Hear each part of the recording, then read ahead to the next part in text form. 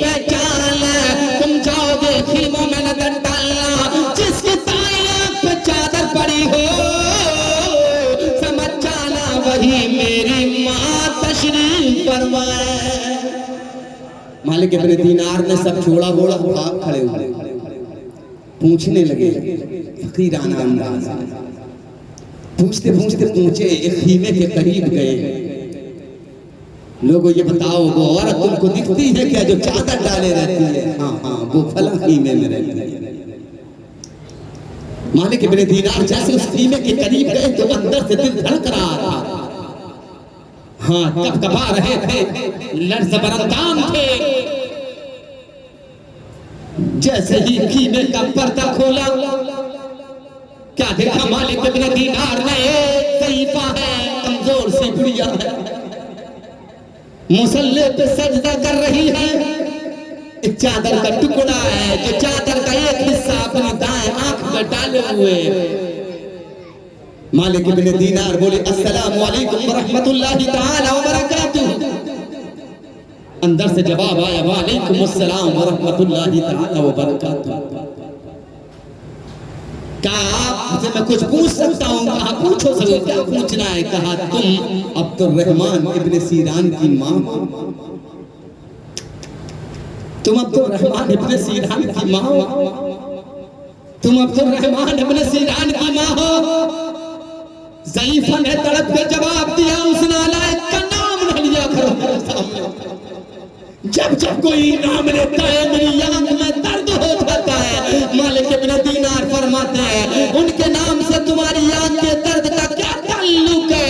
कहने लगी शायद तुझे मालूम नहीं है, आज से 7 साल पहले जब मेरे बेटे ने मेरे चेहरे पे तमाचा मारा था, मैं जमीन पर गिरी, एक नोकीला पत्थर मेरी आंख में बेबस हो गया, मेरी आंख का पानी बह गया, मेरी एक आंख फूट चुकी है, मैं एक आंख की नाबीना हूँ और ये दाल किसी और की नहीं मेरे बेटे की है। उसने मुझे एक आंख से अंधा किया है, उस रात उस दिन से लेकर आज तक मैंने अपने बेटे का चेहरा नहीं देखा, अपने बेटे का नाम नहीं सुना, और ऐ मालिक तुम भी मेरे बेटे का नाम ना लिया करो। मालिक इब्न दीनार फरमाते हैं अच्छा एक बात बता माँ, बैठ जा। का नबी को मानती है? का उनकी सिवा तो किसी का बेड़ा पार नहीं? जोर से मेरे आका की सिवा किसी का बेड़ा पार है क्या? उनको भी पता चलेगा मैदान महशर में, उनको भी खबर लगेगी, सबको जरूरत पड़ेगी मेरे मुस्तफा, अपनों को जरूरत पड़ेगी, पराओं को जरूरत पड़ेगी। का नबी को मानती है? का मानती हूँ। तो सुन एक हदीस सुनाता हूं मैं तुझे। क्या सुना? एक सहाबी थे, उसकी माँ उससे नाराज थी।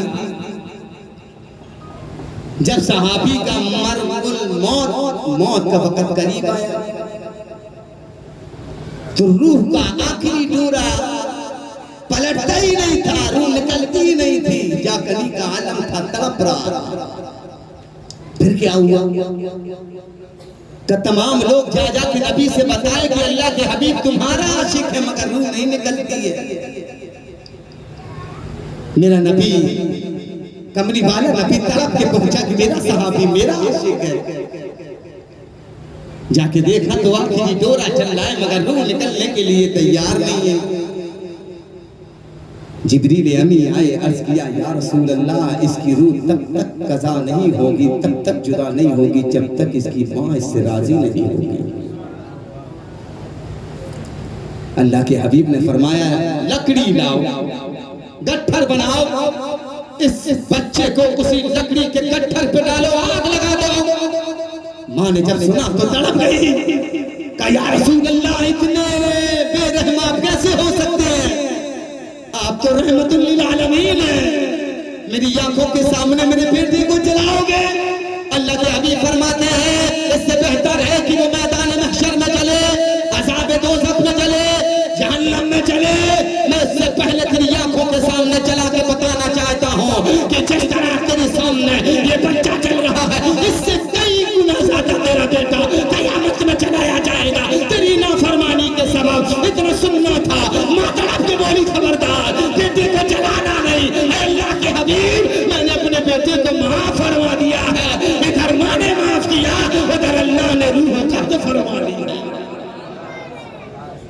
फरमाया माँ तुझे ये वाकया नहीं सुना रहा हूँ, हदीस है। रोने लगे।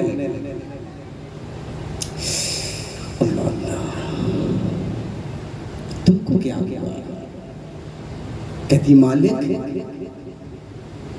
अगर तुमने नबी के वसीले से हदीस न सुनाई होती मरते दम तक बेटे को माफ न करना।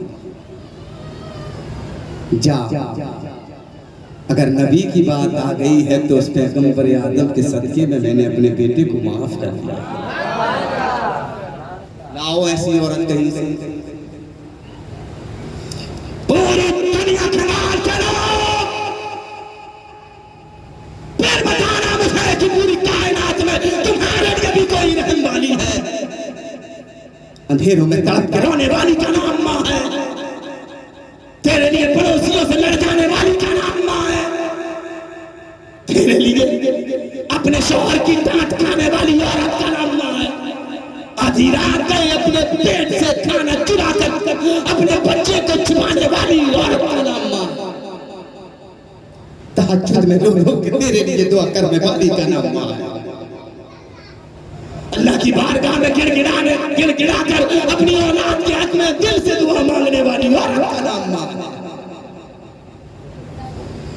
तमाम ताकियों पर चढ़ जाओगे तुम, तमाम बुलंदियों को छू लोगे तुम, मगर याद रखना अगर तेरे घर में तेरे माँ बाप तुझसे नाराज है, तेरा बाप तुझसे नाराज है, तेरी माँ तुझसे नाराज है, तो पूरी दुनिया छान डालना, तरक्की तुझे कभी नहीं मिलेगी। और अगर माँ बाप राजी हो गए तो यहाँ भी कामयाब होगा, इंशाअल्लाह वहाँ भी कामयाब होगा। जा अगर बात नबी की हदीस की है, नबी के वसीले की है तो माफ किया। इतना सुना कि ठंडक पड़ गई मालिक इब्न दीनार को। मुख्तसर सुन, दौड़ के भागे अब्दुर्रहमान की तरफ, क्योंकि मुस्ता सुन लिया था, बल्कि मैं यूं कहूं बख्शिश का मुस्ता सुन लिया था, मगफिरत का मुस्ता सुन लिया था। दौड़ के गए और काबे के दरवाजे ही से आवाज लगाने लगे, अब्दुर्रहमान खुश हो जा, खुश हो जा अब्दुर्रहमान, 7 सालों में जो तेरा काम न बन पाया था, आज वो तेरा काम बन गया है। अब्दुर्रहमान ने सुना तो कहा जल्दी बताओ आखिर बात क्या है। कहा मैं नहीं बोलूंगा, जा माँ से मिल ले, सारी कायनात खुदा की खुदाई जो तुझसे नाराज थी आज माँ राजी हो गई, खुदा की खुदाई राजी हो गई। इतना सुनना 7 सालों से जो तड़प रहा हो, जो भटक रहा हो, गुमराहियों में जो अपने आप को डुबो रहा हो, उसको कैसा मुझना मिला होगा। दौड़ के भागा, खीमे के करीब गया, पर्दे के उस पार बूढ़ी माँ है, पर्दे के इस पार बेटा है।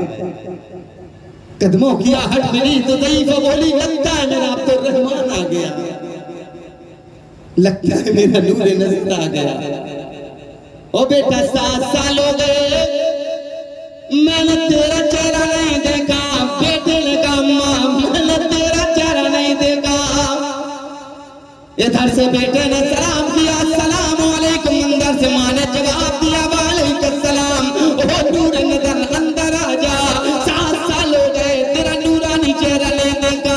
जैसे ही माँ के सामने अब्दुर्रहमान पहुंचे ताले मार के रोए, कदमों पे गिर गए, कदमों पे गिर गए, कदमों पे गिर गए। जैसे ही कदमों पे गिरे माँ ने उठाना चाहा, माँ ने जैसे ही बाजुओं में हाथ लगाया ऊपर की तरफ उठाया, अब्दुर्रहमान की नजर माँ की आँख पे पड़ी।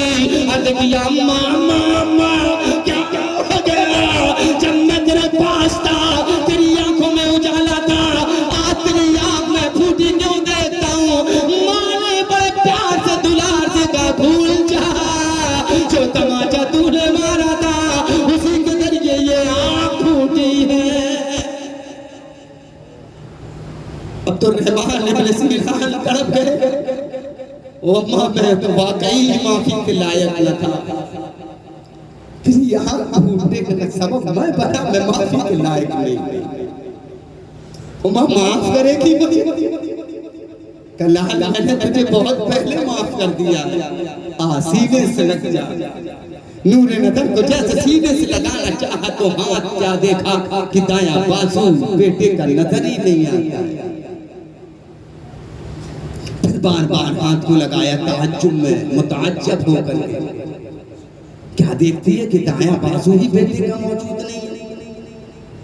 का बेटा 7 साल पहले तो तेरा हाथ सलामत था, तेरा चेहरा सलामत था, सब कुछ सलामत था।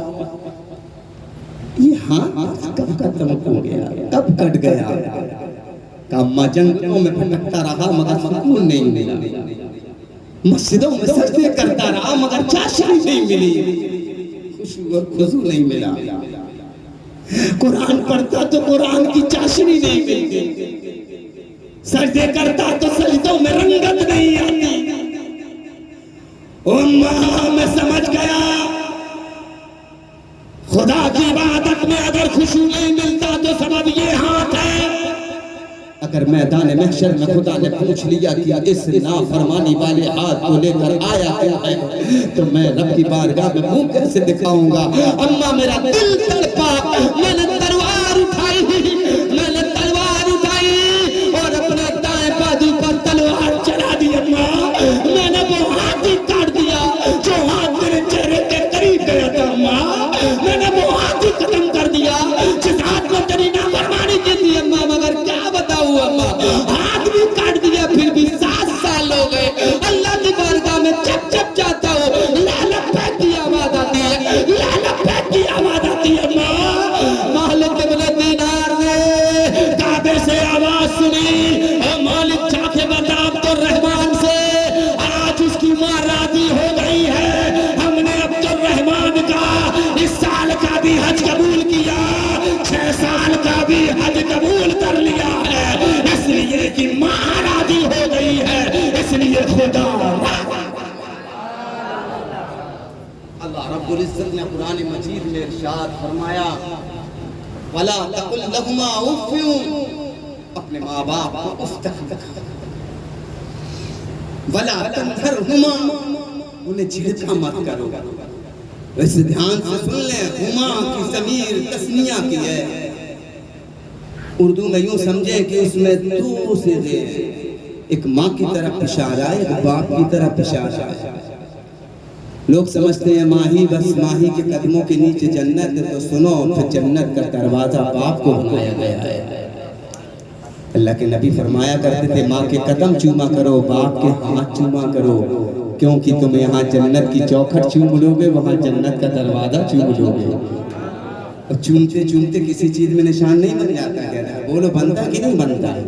एक रस्सी होती है कुएं में डालते जाते, आप तो मुंबई में रहते हैं मगर इसका मतलब ये थोड़ी ना कि आप तारीख से ना वाकिफ होंगे। कुएं से पानी भरने वाले एक रस्सी जब कई जमाने तक चलती रहती है तो लोहे को भी काट देती है, अपना दाग बना देती है, अपना असर छोड़ देती है। सोचो अगर हर रोज बाप का हाथ चूमोगे, माँ के कदम चूमोगे, तो सोचो मुसलमानों जो जन्नत का दरवाजा है, जो जन्नत की चौखट है, चूमते चूमते उस जन्नत में निशान पड़ जाएंगे। और हमने तो यही सुना है कि जिसके जन्नत में निशान पड़ जाते हैं पर वो जहन्नम में कभी नहीं जाता है। जी हाँ, प्यार करो माँ बाप से, इश्क करो माँ बाप से। तकरीर खत्म हो गई मगर सुने आप, फकुल लहुमा कौलन करीमा, और उनसे अच्छी बातें किया, मीठी बातें बोला करो। तफसीर का टाइम नहीं है, एक जुमला सुना इसी हदीस, इसी कुरान मजीद की तफसीर में, तफसीर नईमी गालिबन मैं अर्ज कर रहा हूँ, तफसीर नईमी में ये तफसीर है, वला तकुल लहुमा उफ़्फ़िन पर उफ़ पर वो जुमला सुन लें आप। उफ़ का क्या मतलब? उफ़ समझते हैं? उफ़ मैंने कई मौलवी हजरात को कहते हुए सुना का उफ़, लोग बोल देते ना उफ़, आप परेशान करके रखा। उफ़, इस उफ़ से वो मुराद नहीं है, गलत बोलते हैं।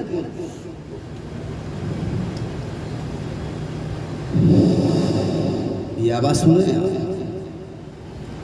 ये वो है कि अगर कोई बगल में चिपक के खड़ा हो तभी उसको ये आवाज आती है। जरा जोर से बोलो, मैं झूठ कह रहा हूँ।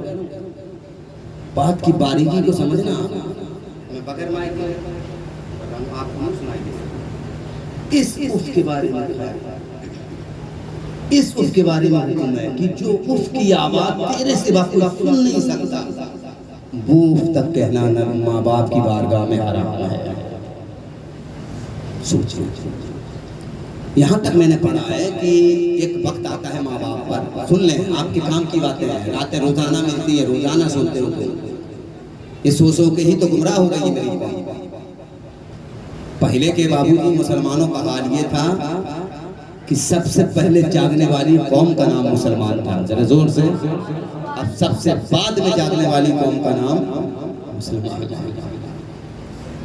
क्या क्या बताऊं, बहुत कुछ भूल गया। पहले मालूम क्या था, जहाँ सफाई होती थी वो मुसलमानों का महल्ला, अजानों की आवाज सुन के घर से निकल जाने वालों के नाम महल्ले का नाम मुसलमानों का महल्ला था, जिनके घरों से कुरान की आवाजें आती थी वो मुसलमानों का महल्ला था, जिनके घरों से इत्र की खुशबू आती थी वो मुसलमानों का महल्ला था, जिनके घरों से आदाब के जुमले याद आते थे वो मुसलमानों का महल्ला था, जिनके घरों से जी जनाब की खुशबू आती थी वो मुसलमानों का महल्ला था। वो उल्टा हो गया है, जहाँ ज्यादा शराब पीने वाले वो लोग कहते वो मुसलमानों का महल्ला होगा, जहाँ ज्यादा लड़ने वाले वो लोग कहते वो मुसलमानों का महल्ला होगा, जहाँ ज्यादा करने की नजर आए कहते वो मुसलमानों का महल्ला होगा। बोलो झूठ कह रहा हूँ, उल्टा हो गया। पहले तो ये था कि मेहमान आए तो खाएं, हालांकि मुंबई बड़ी सखी जमीन है, ये शहर बहुत सखी है, इसलिए अल्लाह ने यहाँ बरकत भी दी है ना। कुछ जगह ऐसा है, पहले ये था पूरी हिंदुस्तान का, पूरी दुनिया में पहले ये था मेहमान आए तो खाएं। पहले बुजुर्ग लोग 4-5 रोटी एक्स्ट्रा बनाते थे। बोलो हमारे चचा लोग बैठे हुए, इन्होंने तो बहुत दिन देखे होंगे, हम तो इनके औलाद की औलाद होंगे, इनसे पूछिए बुजुर्गों के पास बैठने की आदत डालें, समझ गए आप। नौजवानों के साथ बहुत घूमते फिरते इधर इधर इधर इधर, इनके पास बैठा करो, कुछ मिले न मिले तजुर्बा जरूर मिल जाएगा। बोलो झूठ कह रहा हूँ, कितना बड़ा आलिम हो जाए, कितना बड़ा मुफ्ती इंजीनियर हो जाए, तजुर्बा नहीं कमा सकता, तजुर्बा बुजुर्गों ही से मिलता है। पहले के लोग ज्यादा रोटी बना के बैठ जाते थे, उनसे पूछते थे चचा क्या बात है रोटी लेके बैठे हो दरवाजे पे, अरे कहा दिल ये करता है कोई निकले तो उसको भी साथ में बैठा लूं, वो भी खाना खा ले मैं भी खाना खा लूं। बोलो पहले था ये कि मेहमान आए तो खाए, अब ये है मेहमान जाए। अब तो मेहमान को भगाने को बहुत आसान हो गया है, ये चल गया मेहमान को भगाने का सबसे बड़ी चीज चल गई है भाई। हाँ, नौजवान सलाम तक करना नहीं आता, मेहमान आया उससे सलाम भी नहीं करेगा, ऐसे देखेगा लग रहा है कि वो नई मखलूक आ गई है ना। अम्मा कोई आया हुआ है, उसी के बगल में बैठ के पिटर पिटर पिटर पिटर पिटर पिटर मामा बेचारा वो बैठा बैठा पकड़ा जाता है, वो गायब हो जाता है। फिर थोड़ी देर में देखकर वो आदमी बैठा कहाँ गया, अरे बाबा तेरे मोबाइल ने उसको पकड़ा दिया है। अगर मोहब्बत से बैठाता, पानी पिलाता, 2 जुमले मोहब्बत से बोल देता, वो तेरी खैरियत पूछ लेता, तो उसकी खैरियत पूछ लेता। अल्लाह के हबीब फरमाते हैं जब मेहमान आता है तो वो तन्हा नहीं आता, अपने साथ में मेजबान के लिए रहमत लेके आता है। जब वो खाता है और वापस जाता है तो घर की बनाई लेके जाता है, अल्लाह की रहमत छोड़ कर चला जाता है। मेहमान आया करे, खुश हुआ करो, उलमा से प्यार करो। उलमा से तो प्यार करना ही नहीं है ना। कितने दिन से चल रहा है प्रोग्राम? हाँ, मैं बोल के जा रहा हूँ, ध्यान से सुनना। मिंबर पे जो खतीब आया ये तो नजराना लेके जाएगा, तुम चुप्पे चुप्पे दोगे? बोलो मैं झूठ कह रहा हूँ? अच्छा बताओ, जितनी देर मैं बैठा हूँ ये लोग भी बैठे कि नहीं बैठे? सच बोलना मेरे बात, झूठ नहीं बोलना। क्या बोल रहा हूँ, बैठे कि नहीं बैठे? क्या जरूरत थी इनको? ये हमसे ज्यादा काबिल है, इनको सिखाने की जरूरत है। मैं तो तुमको सिखाने आया हूँ, उनको थोड़ी ना सिखाने आया हूँ। क्यों बैठे हैं? आपकी मोहब्बतों में कि तबलीग दीन हो जाए, दीन का काम हो जाए, तो आपका भी फर्ज बनता है कि आए हुए मेहमान खतीब को अगर नजर पेश करते हैं, जो भी बन पड़े आप, जो भी बन पड़े, मैं ये नहीं कहता आप 1000 10,000 दे दें, जो भी बन पड़े, इस मिंबर पे बैठने वाले उलमा का भी आप ख्याल किया करें। ये मैं कमेटी वालों से कह के जा रहा हूँ, शायद आपको बात समझ में आए, इस पे अमल करना, फिर देखना मुझसे मिलना 1 साल के बाद इंशाल्लाह मजा आ जाएगा। हाँ, तो जुमला जो बोलने जा रहा था वो सुने। एक वक्त ऐसा आता है माँ बाप के साथ में, सुन ले भाईजान, सबके लिए काम की बात है, कि उनको एक मर्ज लायक हो जाता है जिसको बौलो विरास कहते हैं। मैं यूँ समझा दूँ, आई मीन्स टट्टी और पेशाब एक साथ छूटने लगता है, ठीक है, लेटरिन बाथरूम एक साथ होती है, उसे बौलो बिलास का मर्ज कहते हैं। बिस्तरी पे लेटे लेटे पाखाना हो जाता है। तो आजकल की बहुएं तो ऐसी हो गई हैं कि वो टेढ़ा से टेढ़ा वाला मुंह बना लेती है ना। पहली बात तो वो शुरुआती में ऐसी चाल चल लेती है कि बेटा माँ बाप से जुदाई हो जाता है, समझ गया। याद रखो मुसलमानों, मैं ये नहीं कहता कि अपनी बीवी का हक अदा ना करो, उसका भी हक है, उसे हक, उसका हक अदा करो, उससे भी प्यार करो, मगर एक गुना अगर बीवी से प्यार करो तो 10 गुना अपने माँ बाप से प्यार करो। पूरी दुनिया में सिर्फ यही 2 नेमतें हैं जो एक बार मिलती हैं, दोबारा नहीं मिलती है। तो फरमाते हैं उलमाए किराम तफसीर नईमी में कि जब बौलो बिरास का मर्ज लग जाए और वो बिस्तरों पर पेशाब पाखाना करने लग जाएं, तो फरमाते हैं कि जब उनके पाखाने को, उनके पेशाब को साफ करो तो उस वक्त बेटा नाक में रुमाल ना लगाए। बाहर बदबू से बचने के लिए यही मसला है कि अपने आप की नाक को छुपा ले। मगर एक यही ऐसा मकाम है जहाँ पर उलमा फरमाते हैं कि अगर माँ बाप का पेशाब और पखाना छूट रहा है, उस जगह पे तुम अपनी नाक में रुमाल मत लगा, बगैर नाक में रुमाल लगाए उस पेशाब और पाखाने को साफ कर। कहीं ऐसा न हो कि तू नाक में रुमाल लगा ले, अंदर से माँ का दिल तड़प जाए, या अल्लाह ऐसी मर्ज में मुब्तला कर दिया तूने कि मेरा बेटा मेरे पाखाने से नाक बंद कर रहा है। मुसलमानों, अगर इतना सोच लिया तो ये भी वला तकुल्लहुमा उफ़्फ़ुम में शामिल हो जाएगा, ये भी माँ बाप की नाफरमानी में शामिल हो जाएगा। सोचें, ये बहुत बारीक बात थी जो आप तक पहुंचा दी। अब यहीं से आप समझें कि कहां तक अल्लाह की पकड़ हो सकती है। अल्लाह ताला हम सबको इन बातों पर अमल करने की तौफीक रफ़ीक अता फरमाए। आज से तकरीबन 4-5 साल पहले हाजिरी हुई थी, फरमाइश हो रही थी एक कलाम की, मैं 2 रोज़ से पढ़ रहा हूँ मगर उस कलाम को नहीं पढ़ा मैंने। आखिरी कलाम आपकी मोहब्बतों के नाम मुलाहिदा कर लें। फरमाइश किस तरह पढ़ जाती है शायद मुझे याद हो, सुनी किस तरह जाती है ये बम्बई वालों को अच्छी तरह मालूम है। अब जो सुनना चाहता है पूरा मजमा बुलंद आवाज से दरूद शरीफ पढ़ ले।